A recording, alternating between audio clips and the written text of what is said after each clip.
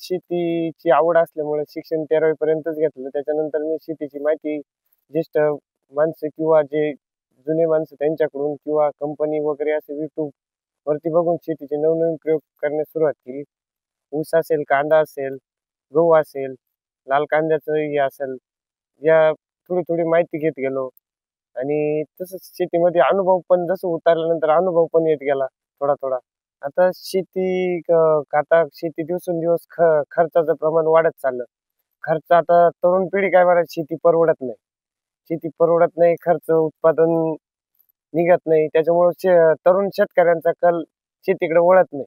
पण मी त्याला थोडं वेगळ्या दृष्टीने बघितलं. करायची तर शेतीच करायची. दुसरीकडे डोकं लावलं नाही आणि ॲग्रोनॉमेट्रिक हे खर्चापेक्षा म्हणजे दुसऱ्या खतांपेक्षा याचा खर्च कमी. 1 एकर ₹2800 मध्ये होतं आणि ते पण आपण कोणत्याही पिकाला पाण्याद्वारे देऊ शकतो. आता कांद्याची जी लागवड आहे 3 जानेवारीला केली. आता 45 दिवसाचा प्लॉट आहे. याची ग्रोथ बघा तुम्ही, मुळ्या वगैरे बघा, याचा शेंडा बघा. आता एवढं उन्हाचं टेम्परेचर आहे तरी कांद्याची पाती जी सरळच आहे. याला काही जास्त स्प्रे झालेले नाहीये. तर सुरुवातीला आंबवणीचं जो आपण दुसरं पाणी जे बोलतो त्यावेळेस ॲग्रोनॉमेट्रिक सोडलं त्याला. आता ॲग्रोनॉमेट्रिकमुळे जी कांद्याची जी साईज आहे, पहिली मागल्या वर्षी जी साईज होती कांद्याची जी 40-45 होती. यावर्षी अशी अपेक्षा आहे याची साईज 50-55 साईज होईल किंवा मानीची साईज बघा तुम्ही. 45 दिवसाचा आहे. मुळ्या बघा याच्या म्हणजे ग्रोथ चांगला आहे ॲग्रोनॉमेट्रिकचा आणि याची देण्याची पद्धत पाण्यातून आहे. आता दुसऱ्या पाण्याला आम्ही दिलं होतं. दुसऱ्या पाण्याला आता जी आहे 45 दिवसानंतर आम्ही परत देणार आहे. आणि साधारण गावठी कांद्याला 120 दिवस लागतात. ते 2 ते 3 वेळेस आम्ही याला सोडणार आता.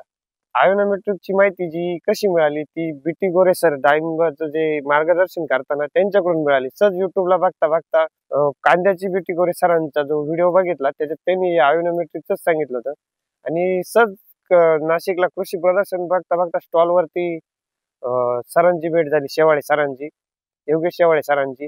त्यानंतर त्यांना सखोल माहिती विचारली. त्यांनी चांगलं मार्गदर्शन केलं. ॲग्रोनॉमेट्रिक या प्रॉडक्ट बद्दल माहिती दिली त्यांनी. मग त्यानंतर आम्ही त्याचा वापर केला. वापर केल्यानंतर चांगला रिझल्ट आला. कांदा लागवडीपासून तर ते काढणीपासून 125 ते 150 लिटर त्याचा एकरी म्हणजे पाण्याद्वारे आम्ही याचा यूज करणार आहे, वापर करणार आहे. खर्चाचा विषय आता आला तर 6 ते 7 हजारात म्हणजे 3 एकर कांदे पूर्ण याला पाण्याद्वारे आम्ही ॲग्रोनॉमेट्रिक देणार आहे. म्हणजे कमी खर्चात जास्त उत्पन्न देणार आहे हे प्रॉडक्ट ॲग्रोनॉमेट्रिक. आता प्रणाम ॲग्रोचं जे कौसा मॅक आहे ते आम्ही या कांद्यासाठी स्प्रे देणार आहे. आता थोड्या दिवसामध्ये डाळिंबाची लागवड करणार आहे. यामध्ये आम्ही ॲग्रोनॉमेट्रिक मिक्स आणि कौसा मॅक ते पण वापरणार आहे.